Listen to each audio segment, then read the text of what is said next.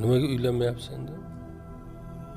Lekin rizq borasida tashvish qilmang. Qilmasligimiz kerak. O'zim boqolmay yuribman u. Xotin bola chaqani qanaqa qilib boqaman demaslik kerak. Bu noto'g'ri, bu haddimizdan oshish bo'ladi. Nima uchun haddimizdan oshish bo'ladi? Uni hozir gaplashamiz. Biz hammamizni Alloh azza va jalla sizlar rizqinglarni men beraman deyapti. Ya'ni Alloh rizqni ustiga olyapti. Ya'ni rizq Allohga oiddir deyapti. Rizqingiz mendandir, ammo jannatga bo'lgan harakatlaringizni o'z qilib qoling deyapti. To'g'rimi?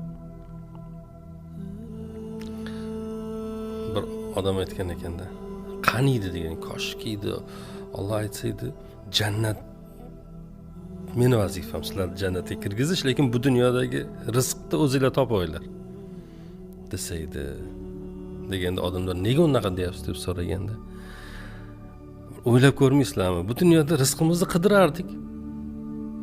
Topsak topardik. Topmasak o'lardik. O'lsak jannatga tushardik. Ichidan orzu qilyapti. Qaniydi shuni, koshkiydi shunaqa bo'lganda edi, lekin unaqa emas. Bu dunyoda biz Alloh azza va jalla aytib, sizlar rizqinglarni o'lib qolmasliginglar meni zimmamda deyapti. Sizlarni men rizqlantiraman.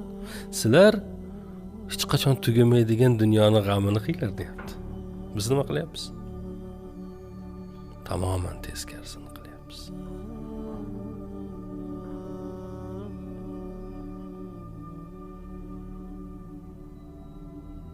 Adashsak nima bo'ladi? Azobga giriftor bo'lamiz. O'shaning uchun aytyapti, koshkiydi deyapti, shuni teskarisi bo'lsa edi. Koshkiydi teskarisi bo'lsa edi deyapti, lekin unday emas. Mana biz ota-onalar aytadi, yemay, ichmay bola chaqamni yedirdim, kiymadim, kiydirdim, bo'lmagan gap. Biz bola chaqamizni ham Alloh rizqlantiradi. Biz o'zimizni rizqimizdan kesib ularga bermaymiz.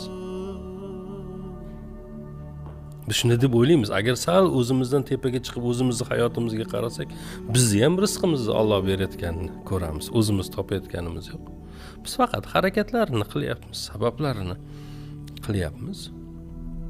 Alloh beryapti. Bizni ham rizqimizni, bolamizni rizq, har bir tirik jonda rizqini. Alloh aytayaptiki, seni ham rizqingni men beraman.